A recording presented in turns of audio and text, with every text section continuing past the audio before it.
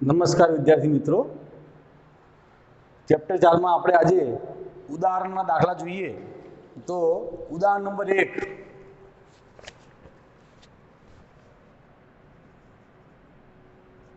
Example 1, રકમ છે કે 200 ગ્રામ દળનો, એટલે કે m બરાબર 200 ગ્રામ, 1.5 મીટર લંબાઈનો એક સીધો તાર 2 એમ્પિયર પ્રવાહનું વહન કરે છે. એટલે આ તાર છે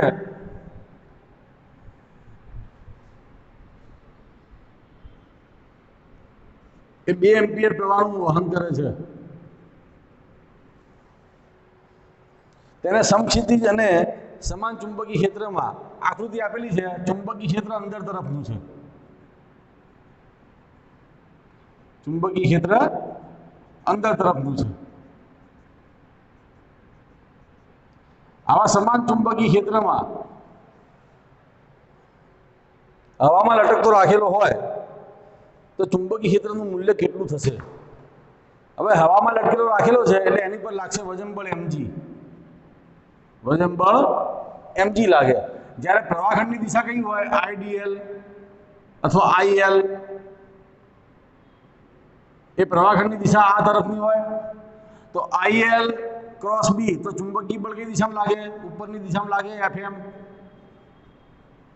અને il અને b વચ્ચેનો ખૂણો 90 એટલે મહત્તમ ચુંબકીય બળ લાગે. તો શું માંગ્યું છે કે ચુંબકીય ક્ષેત્રનું મૂલ્ય કેટલું હશે, એટલે કે b કેટલું હશે?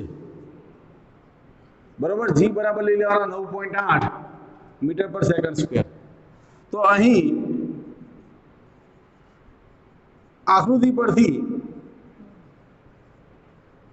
સ્પષ્ટ છે કે ચુંબકીય બળ બરાબર વજન બળ mg. બરાબર છે ને? ઓકે. હવે ચુંબકીય બળ બરાબર શું આવશે? તો il b sin θ આવશે. ચુંબકીય બળનું મૂલ્ય બરાબર આવશે mg. અને અહીંયા θ બરાબર કેટલા આવશે? તો il અને b વચ્ચેનો θ બરાબર 90. આથી il b બરાબર આવશે mg, કારણ કે sin 90 બરાબર 1. આથી b બરાબર શું આવશે? mg upon il. કિંમત મૂકી દો m ની, તો m બરાબર આવશે 200 ગ્રામ. તો 200 ગુણ્યા 10 - 3 કિલોગ્રામ ગુણ્યા g એટલે 9.8 છેદમાં i એટલે 2 એમ્પિયર અને લંબાઈ એટલે 1.5 મીટર. ઓકે, ગણતરી કરો તો b બરાબર જવાબ આવશે. તમે ગણતરી કરો, બરાબર છે, હું જવાબ લખું છું. b બરાબર આવશે 0.65 ટેસ્લા. 0.65 ટેસ્લા. બરોબર છે? ઓકે. હવે ઉદાહરણ નંબર 2 જોઈએ.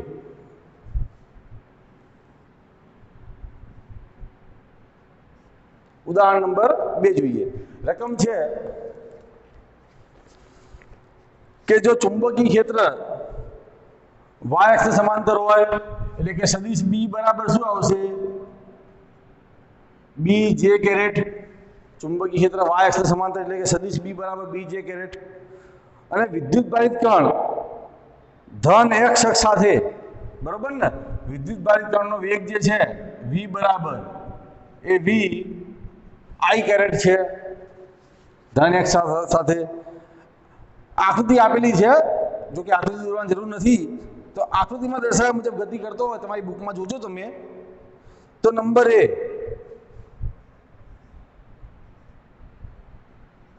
ઇલેક્ટ્રોન, બરોબર ને, અને નંબર 2 પ્રોટોન પર કઈ દિશામાં લોરેન્સ બળ લાગશે? કઈ દિશામાં લોરેન્સ બળ લાગશે? આ કિસ્સામાં વિદ્યુત ક્ષેત્ર આપેલું નથી. આ કિસ્સામાં વિદ્યુત ક્ષેત્ર આપેલું નથી, એટલે કે અહીંયા E બરાબર શું આવશે? 0 આવશે. બરોબર છે? ઓકે. તો ઇલેક્ટ્રોન પર લાગતું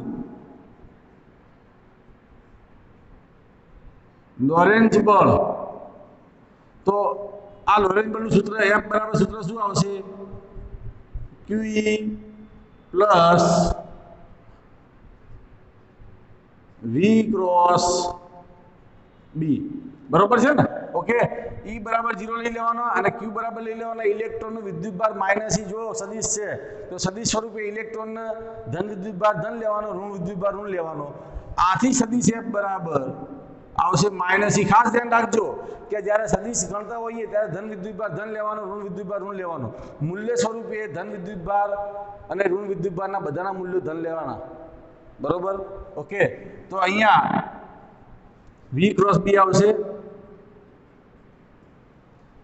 આથી F બરાબર માઈનસ E અને V ની જગ્યાએ શું આવશે તો V I caret cross B J caret એટલે કે સદિશ F બરાબર સૂત્ર શું આવશે માઈનસ E V અને B નો ગુણાકાર અને I ક્રોસ J આથી બરાબર શું આવશે minus E VB minus E VB I cross J બરાબર શું આવશે તો K કેરેટ આવશે I ક્રોસ J બરાબર આવશે K કેરેટ એટલે કે કઈ દિશામાં લાગશે ઋણ Z અક્ષની દિશામાં લાગશે બરોબર છે ને ઓકે લોરેન્ટ્ઝ બળ ઋણ Z અક્ષની દિશામાં હશે ઇલેક્ટ્રોન પર બરોબર ને તો ઇલેક્ટ્રોન પર લાગતું લોરેન્ટ્ઝ બળ ઋણ Z અક્ષની દિશામાં હોય એ જ રીતે નંબર બી પ્રોટોન પર લાગતું લોરેન્ટ્ઝ બળ તો પ્રોટોનનો વિદ્યુતભાર પ્લસ E લેવાનો તો એ પ્રમાણે પ્રોટોન પર લાગતું લોરેન્ટ્ઝ બળ કેટલું લાગશે તો સદિશ F બરાબર માઈનસ E ની જગ્યાએ શું મૂકી દેવાનો પ્લસ E મૂકી દેવાનો તો E VB K કેરેટ બરોબર છે ને આમ પ્રોટોન પર ધન Z અક્ષની દિશામાં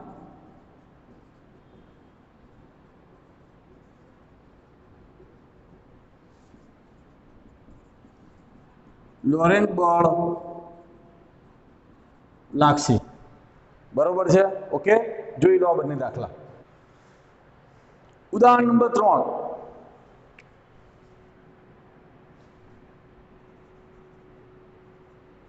ઉદાહરણ નંબર 3 ની રકમ વાંચું છું તો જુઓ ઉદાહરણ નંબર 3 કેટલું છે કે 6 × 10 - 4 ટેસ્લા તો B બરાબર 6 × 10 - 4 ટેસ્લા જેટલા ચુંબકીય ક્ષેત્રને લંબરૂપે એટલે θ બરાબર 90 3 × 10 7 તો વેગ આપે છે 3 × 10 7 મીટર પર સેકન્ડ ના વેગથી અથવા ઝડપથી ગતિ કરતા ઇલેક્ટ્રોન કે જેનું દ્રવ્યમાન આપ્યું છે માસ ઓફ ઇલેક્ટ્રોન તો 9 × 10 - 31 કિલોગ્રામ આપ્યું છે બરોબર છે અને વિદ્યુતભાર આપ્યો છે E બરાબર 1.6 10 - 19 કુલમ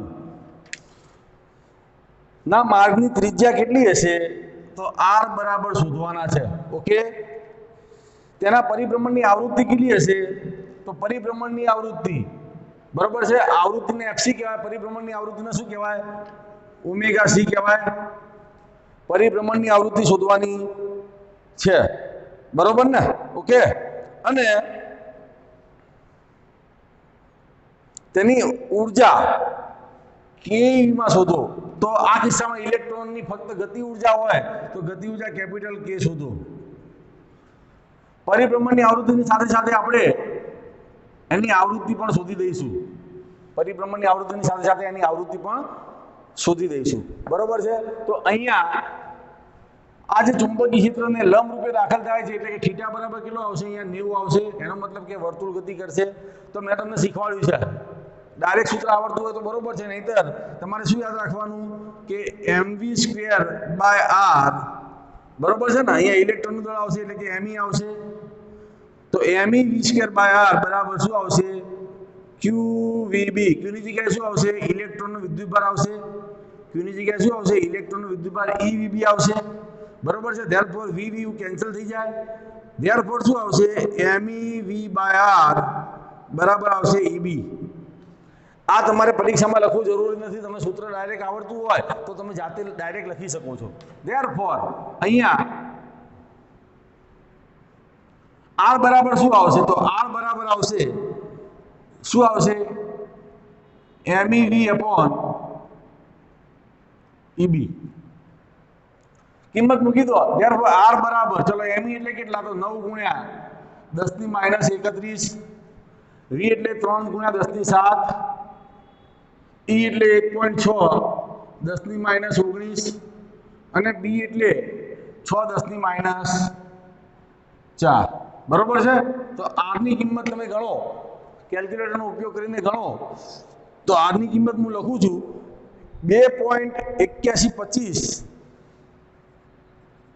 10 ની માઈનસ 1 જવાબ આવે એટલે કે R બરાબર જવાબ આવશે કેટલા આવશે 28.12 સેન્ટીમીટર અથવા 28.1 સેન્ટીમીટર આ થઈ ગયો ત્રિજ્યા આ થઈ ગઈ ત્રિજ્યા બરોબર છે હવે પરિભ્રમણની આવૃત્તિ શોધવી છે તો ઓમેગા c તો આ સૂત્રમાં v બરાબર r ઓમેગા મૂકી દો તો me r omega c upon r બરાબર આવશે eb આથી ઓમેગા c બરાબર આવશે r કેન્સલ થઈ જશે બરાબર શું આવશે ab upon me બરાબર આવશે ab upon me આથી ઓમેગા c બરાબર ચલો ઓમેગા c બરાબર આવશે 1.6 10 ની માઈનસ 19 ગુણ્યા b એટલે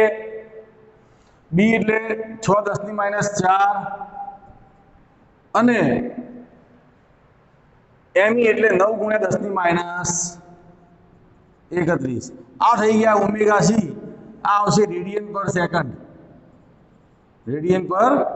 સેકન્ડ બરોબર છે જુઓ તમે તો આપણને જવાબ આવશે 1.06 10 ની 8 ઘાત રેડિયન પર સેકન્ડ તો આ થઈ ગયા ઓમેગા c હવે સાથે સાથે આવૃત્તિ પણ શોધવી હોય તો ઓમેગા c બરાબર શું આવશે તો 2 પાઈ fc therefore fc બરાબર શું આવશે તો ઓમેગા c upon 2 પાઈ એટલે કિંમત મૂકી દો તો 1.06 10 ની 8 ઘાત છેદમાં આવશે 2 ગુણ્યા 3.14 તો fc નો જવાબ આવશે ગણી નાખો તો હું બુકમાંથી લખું છું કે fc બરાબર આવશે 17.1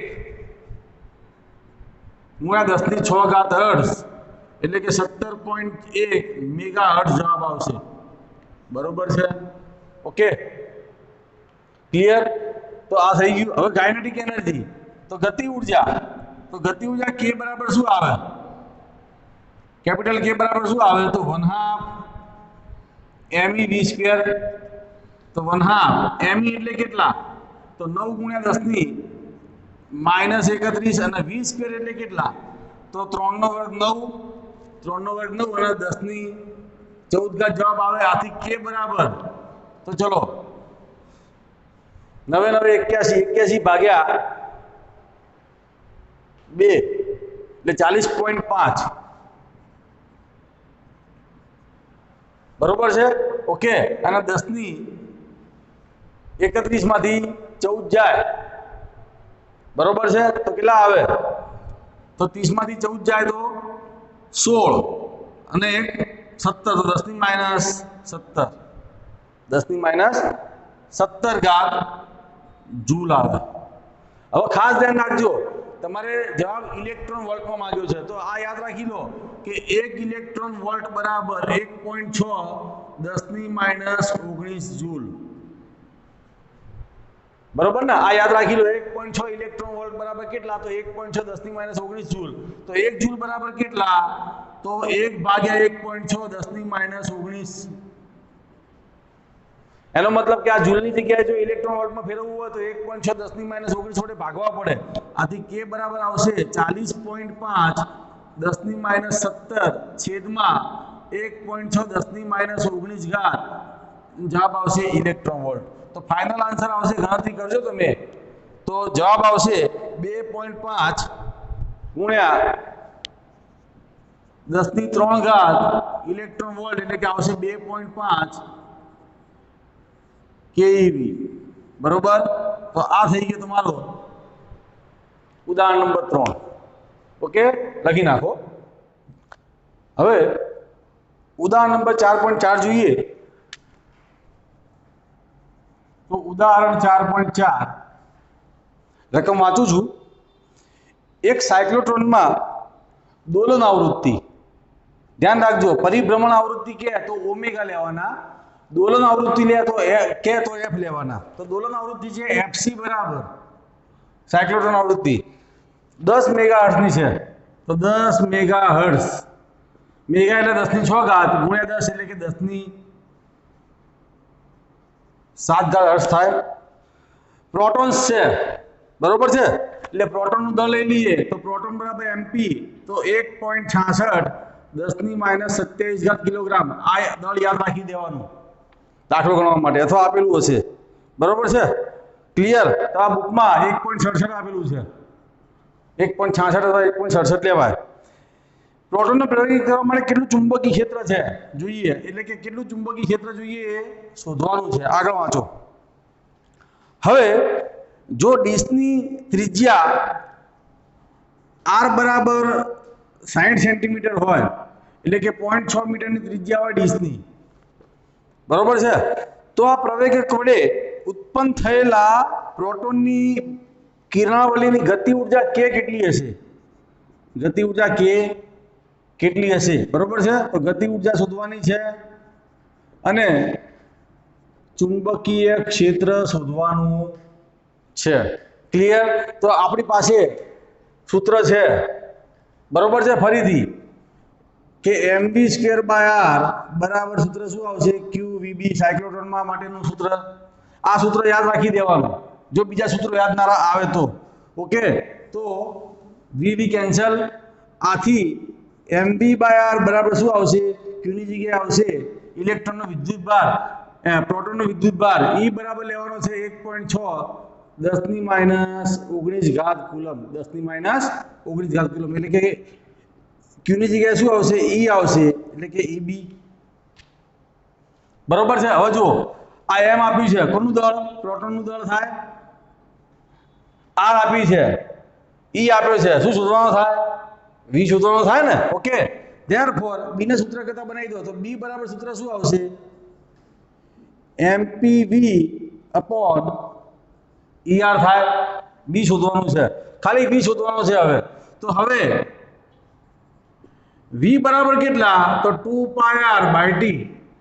ખબર પડી ગઈ ને? આ પ્રોટોન છે એ પરિઘ જેટલું અંતર કાપે વર્તુળાકાર, તો કેટલું સમય લે? તો આવર્તકાળ જેટલો સમય લે, એટલે શું આવશે? તો 2πr અને 1/t બરાબર શું આવશે?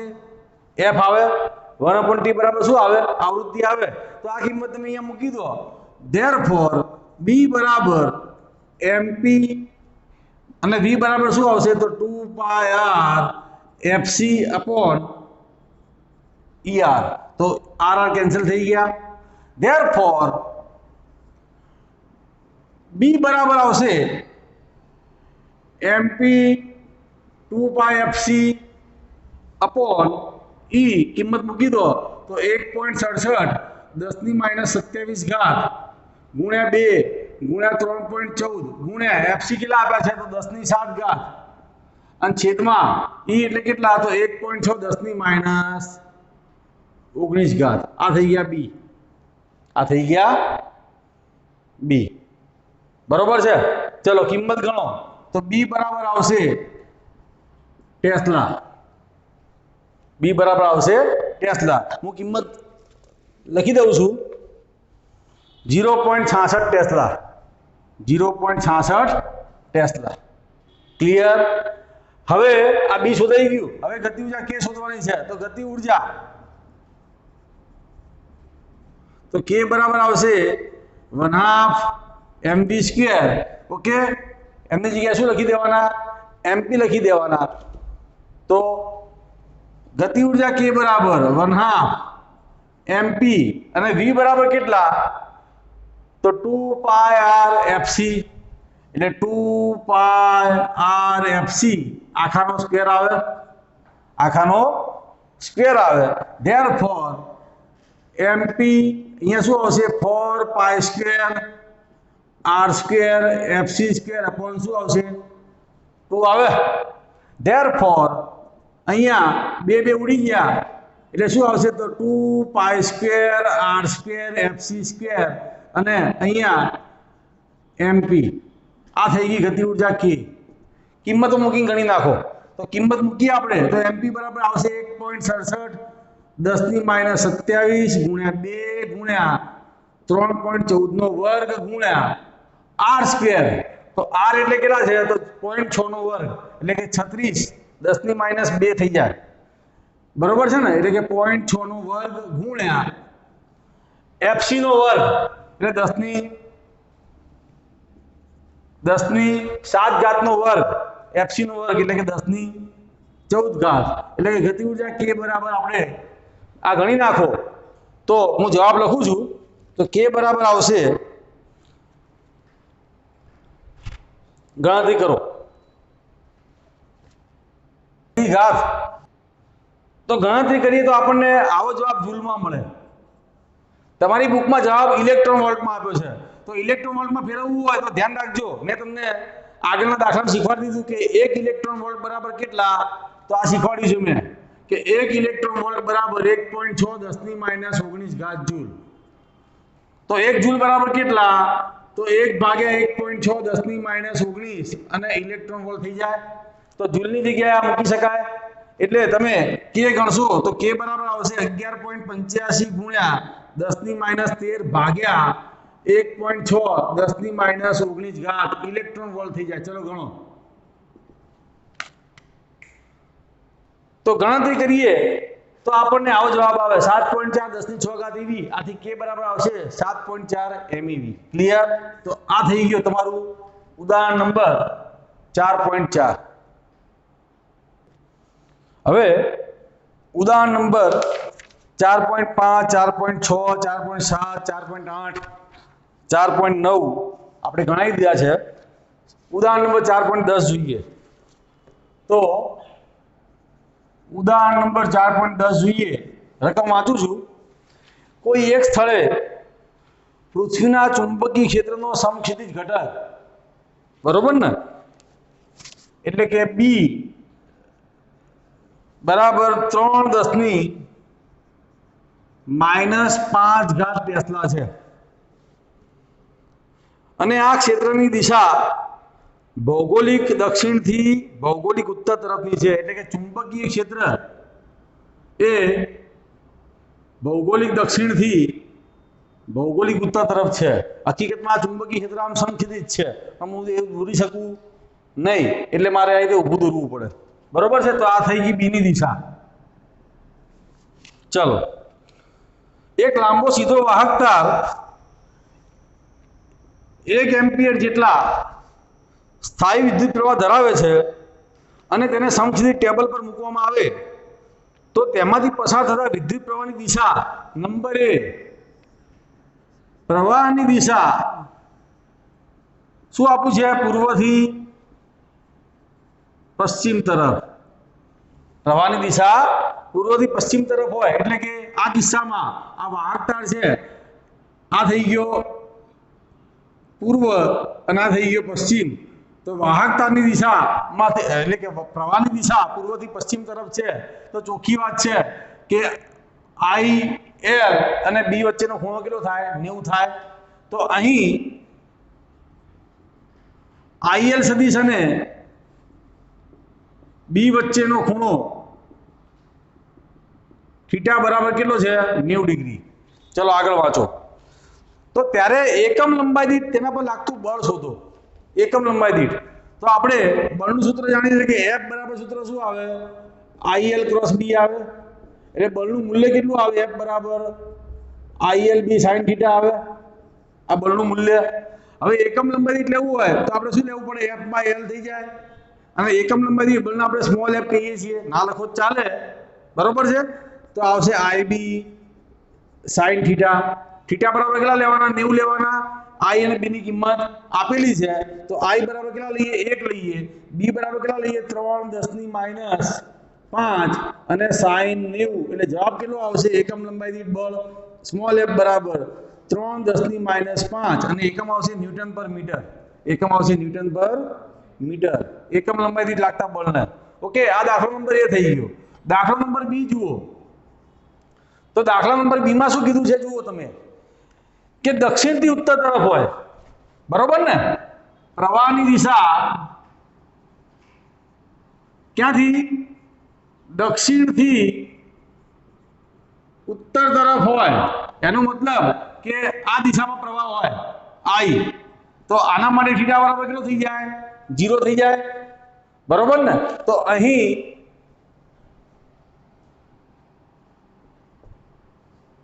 आईएल ने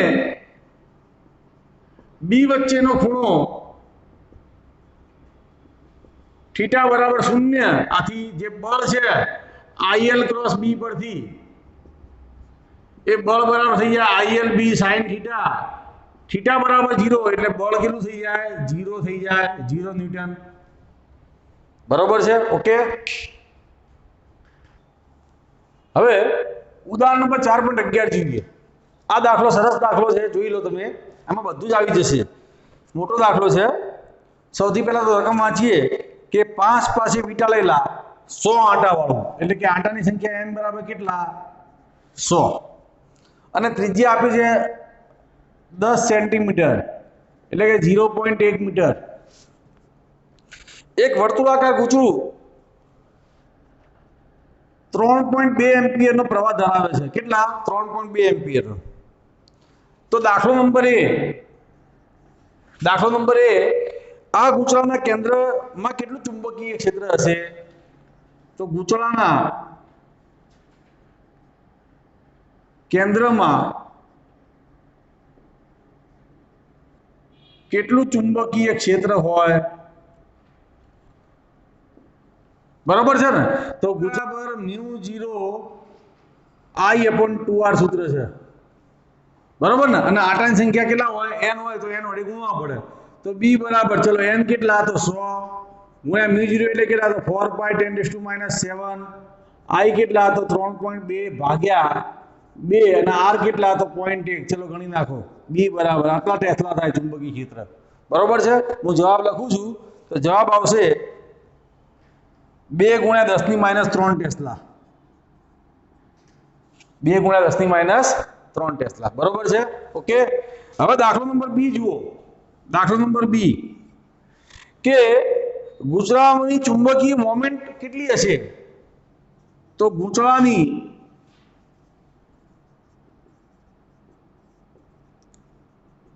ચુંબકીય મોમેન્ટ तो सूत्र है चुंबकीय मोमेंट सूत्र m बराबर सूत्र शू आवशे NIA सूत्र शू आवशे NIA आदि m बराबर NI અને a बराबर शू आवशे तो गुजरातનું क्षेत्रफळ πr² आदि चुंबकीय मोमेंट जे छे ए m बराबर चलो n એટલે કેટલા તો 100 चलो I એટલે કેટલા તો 3.2 પાઈ એટલે 3.14 गुण्या r એટલે 0.1 નો વર્ગ ગણી નાખો m બરાબર એમ્પિયર ઇન્ટુ મીટર બરોબર છે જોઈ નાખો તો m બરાબર 10 એમ્પિયર મીટર સ્ક્વેર જવાબ આવે આ થઈ ગઈ ચુંબકીય મોમેન્ટ ગણી નાખો બરોબર છે ને ઓકે હવે ધ્યાન રાખજો ખાસ કે હવે રકમ વાંચો દરેક જે શાંતિથી बुकमांथी रकम वाँचो के गूंचळाने शिरोलंब समतलमां एवी रीते राख्युं छे दाखलो नंबर सी चालू थयो के गूंचळाने शिरोलंब समतलमां एवी रीते राख्युं छे के जेथी ते तेना व्यास साथे एक रेखस्थ एवी समक्षितिज अक्ष पर मुक्त रीते भ्रमण करी शके बरोबर छे नंबर 1 पछी बी बराबर 2 टेस्ला आप्या छे चुंबकीय क्षेत्र केटલું આપ્યું 2 ટેસ્લા અહીંયા લખી દઉં बी बराबर 2 टेस्ला એટલે અહીંયા લખવાની જરૂર નથી बी बराबर 2 टेस्ला જેટલું નિયમિત ચુંબકીય ક્ષેત્ર એવી રીતે પ્રવર્તે છે કે જેથી શરૂઆતમાં ગૂંચાની અક્ષ સાથે ક્ષેત્રની દિશામાં હોય તો ચલો શરૂઆતમાં બરોબર છે ને આ બી અને આ ગૂંચળું बराबर ने અને ગૂંચળાની અક્ષ એટલે કે ગૂંચળાનો ક્ષેત્રફળ સદિશ तो બંને વચ્ચેનો ખૂણો θ બરાબર કેવો 0 તો શરૂઆતમાં a અને b વચ્ચેનો θ બરાબર કેટલો 0 તો જે ટોર્ક લાગે તો એ સૂત્ર શું લાગે mb sin θ કારણ કે ટોર્કનું સૂત્ર જાણીએ ટો બરાબર m ક્રોસ b ટો બરાબર m ક્રોસ b ક્લિયર? આથી ટો બરાબર જવાબ શું આવે? sin 0 એટલે 0. તો પહેલો જવાબ આવશે શરૂઆતમાં ટોર્ક કેટલું હશે? 0 હશે. આગળ વાંચો. ચુંબકીય ક્ષેત્રની અસર હેઠળ આ ગૂંચળું 90 ડિગ્રીનું ભ્રમણ કરે છે. તો અંતિમ જે ગૂંચળું જે છે એ 90 ડિગ્રીનું ભ્રમણ કરે છે, એટલે આ ગૂંચળાનું ભ્રમણ 90 ડિગ્રીનું થઈ જાય છે, એટલે કે એનો ક્ષેત્રફળ સદિશ અંદર અને આ બી બંને વચ્ચેનો ખૂણો કેટલો બને? 90 બને. આ હકીકતમાં ક્ષેત્રફળ સદિશ અંદર તરફ છે. ક્લિયર? તો અંતિમ એ અને બી વચ્ચેનો ખૂણો થીટા બરાબર 90. તો ટોર્ક કેટલું થાય?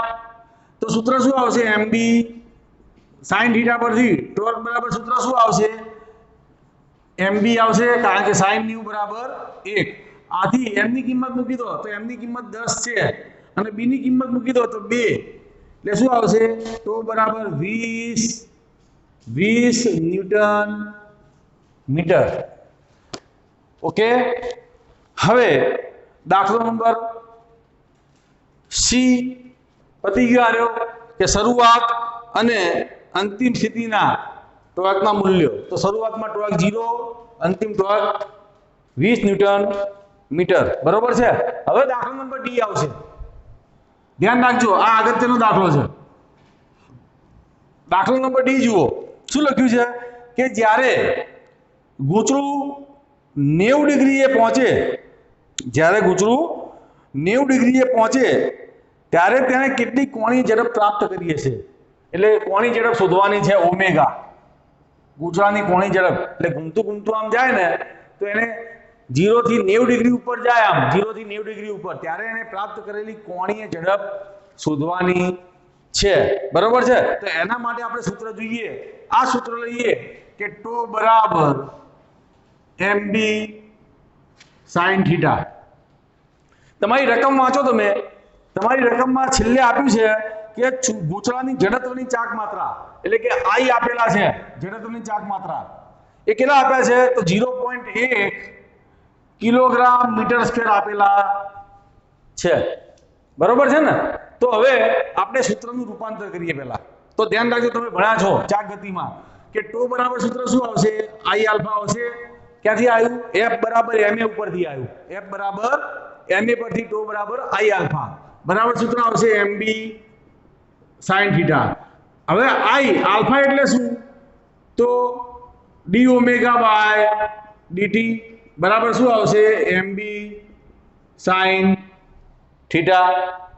d ઓમેગા બાય dt બરાબર mb sin theta. Therefore I બરાબર, ચલો d ઓમેગા dt અને d થીટા વડે ગુણી નાખો, d થીટા વડે ભાગી નાખો, d થીટા વડે ગુણી નાખો, d થીટા વડે ભાગી નાખો, બરાબર શું આવશે? mb sin theta. Therefore I બરાબર, ચલો તો જવાબ આવશે કે d થીટા બાય dt અને d ઓમેગા, અને આ d થીટા હું સામે લઈ ગયો એટલે કે mb sin થીટા અને d થીટા. શું કર્યું જુઓ બરોબર? મેં શું કર્યું? મેં d થીટા ભાગ્યા dt, d ઓમેગા, અને આ જે d થીટા હતો એને હું ક્યાં લઈ ગયો? સામે લઈ ગયો. ઓકે. ધેરફોર અહીંયા આવશે I અને d થીટા બાય dt ને શું કહેવાશે? ઓમેગા કહેવાશે. d થીટા બાય dt એટલે શું આવે? ઓમેગા, અને d ઓમેગા બરાબર શું આવશે? mb sin theta d theta. mb sin theta d theta. આવું મેં એટલા માટે કર્યું કારણ કે સંકલન કરવાનું છે. સંકલન ક્યાંથી કરવાનું છે? તો જો થીટાનું થીટા સાપેક્ષે સંકલન થાય અને ઓમેગાનું ઓમેગા સાથે સાપેક્ષે સંકલન થાય, એટલા માટે મેં આવું કર્યું. બે અલગ અલગ રાશિનું સંકલન થાય નહીં. ધેરફોર ઓમેગા d ઓમેગા બરાબર શું આવશે? mb ભાગ્યા I sin theta d theta. બરોબર છે? બંને બાજુ સંકલન કરી નાખો તો સંકલન ઓમેગા d ઓમેગા બરાબર mb ભાગ્યા I અને સંકલન sin થીટા d થીટા. ચલો m અચળ, b અચળ અને I અચળ, એટલે કે સંકલનની બહાર આવશે. કોનું સંકલન થશે? થીટાનું, એટલે કે sin થીટાનું. ચલો ક્યાંથી કરવાનું છે કે થીટા બરાબર કેટલો હતો? 0 હતો. અને ક્યાં સુધી? તો થીટા બરાબર કેટલા સુધી? 90 સુધી. બરોબર છે ને? 90 સુધી. અને અહીંયા પ્રારંભિક ઓમેગા કેટલો હતો? 0 હતો. અને અંતિમ ઓમેગા કેટલો થશે? ઓમેગા જેટલો થશે ધેરફોર ચલો આનું સંકલન થશે ઓમેગા સ્ક્વેર બાય 2 અને 0 થી ઓમેગા આવશે અને અહીંયા થશે mb બાય i અને sin નું સંકલન થાય માઈનસ cos sin નું સંકલન થાય માઈનસ cos એટલે આવશે માઈનસ cos થીટા અને 0 થી 90 ધેરફોર અહીંયા મૂકી દો ઓમેગા સ્ક્વેર બરોબર માઈનસ શું આવશે 0 આવશે એટલે લખવાની જરૂર નથી ઓમેગા સ્ક્વેર માઈનસ 0 લખવાની જરૂર નથી અને 1/2 અચળ પદ બહાર આવે એ સામે ક્યાં જાય સામે જાય એટલે ઓમેગા સ્ક્વેર બરાબર શું આવશે 2mb ભાગ્યા i થઈ જાય 1/2 અચળ પદ બહાર આવે એટલે સામે જાય ઓકે હવે અહીંયા લઈ લો કે માઈનસ cos 90 ખબર પડી ગઈ માઈનસ cos 90 અને માઈનસ માઈનસ વિલ બી થશે plus minus minus will be થશે પ્લસ cos 0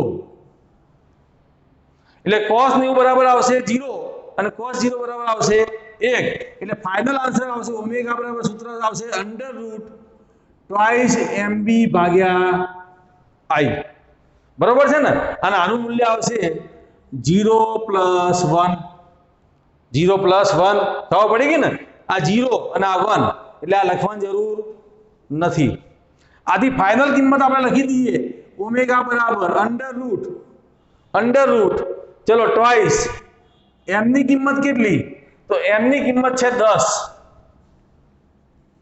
b ની કિંમત છે 2 અને i ની કિંમત છે 0.1 બરોબર છે ઓકે તો આન્સર તમે ગણો તો આન્સર તમારો થાય છે ઓમેગા બરાબર 20 પ્રતિ સેકન્ડ એટલે કે 20 રેડિયન પર સેકન્ડ આનો જવાબ આવશે ઓમેગા બરાબર આવશે 20 રેડિયન પર સેકન્ડ 20 જવાબ આવશે આનો ક્લિયર તો આ દાખલો મેં ગણાયો ઓકે હવે જુઓ ચેપ્ટરનું ઉદાહરણ નંબર 4.13 હવે એમાં પરિપથ આપેલો છે જો પરિપથ તમે કે સિમ્પલ પરિપથ છે કે આ એમીટર આપેલું છે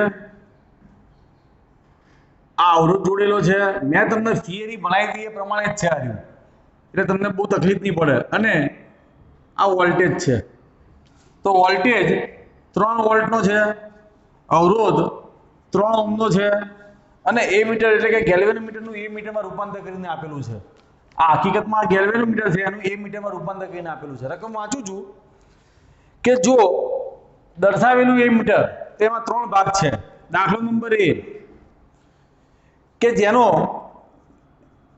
ગેલ્વેનોમીટર જ છે એટલે કે ગેલ્વેનોમીટરનો અવરોધ 60 ઓહ્મ હોય તો એ પ્રવાહ કેટલો દર્શાવે દાખલો નંબર B છે મતલબ સમજો દાખલાનો કે આ જ ગેલ્વેનોમીટરને જો RS બરાબર એટલે કે એની જોડે શું જોડ્યો છે શન્ટ જોડ્યો છે RS બરાબર 0.02 ઓહ્મનો શન્ટ એને સમાંતરમાં જોડ્યો હોત બરાબર ને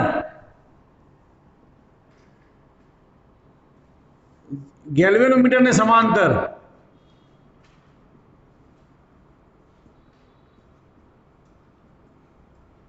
શન્ટ જોડ્યો હોય ત્યારે પ્રવાહનું મૂલ્ય કેટલું બતાવે અને દાખલો નંબર C શું છે કે શૂન્ય અવરોધ વાળું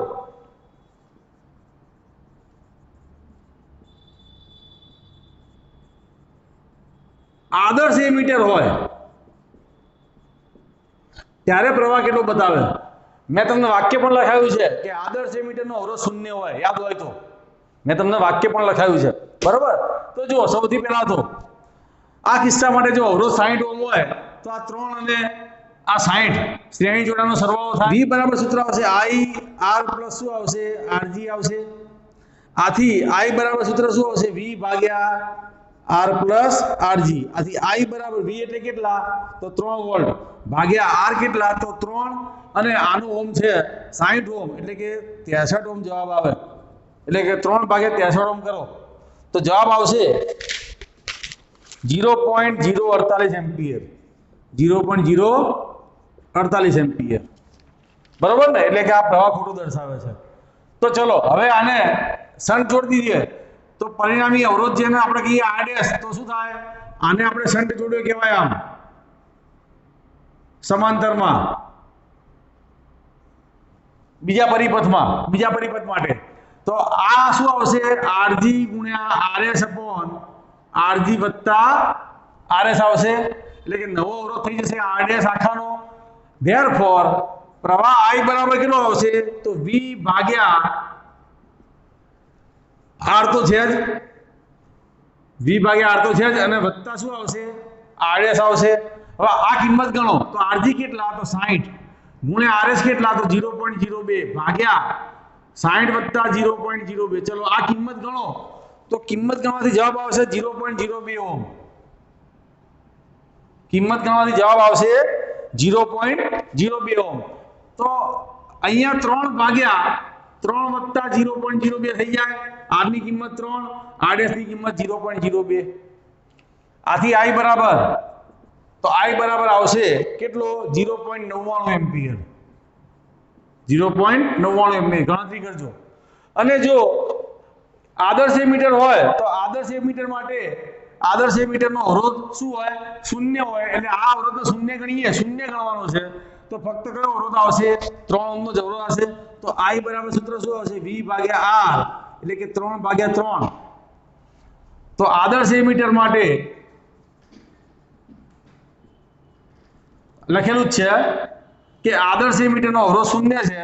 જવાબ આવશે 1 એમ્પિયર. કહેવાનો મતલબ પ્રવાહ કેટલો મપાવો જોઈએ? 1 એમ્પિયર. અને આપણે શન્ટ જોડીએ તો કેટલો મપાય છે? લગભગ 1 એમ્પિયર મપાય છે. તો હવે તમને ખબર પડી ગઈ છે કે શન્ટની જરૂરિયાત કેમ છે. ક્લિયર? તો આ થઈ ગયું તમારું ઉદાહરણ નંબર 4.13. ઓકે, તો ઉદાહરણ બધા પૂરા કર્યા. ઓકે, આ ચેપ્ટર આપણે પૂરું થયું. Okay, thank you.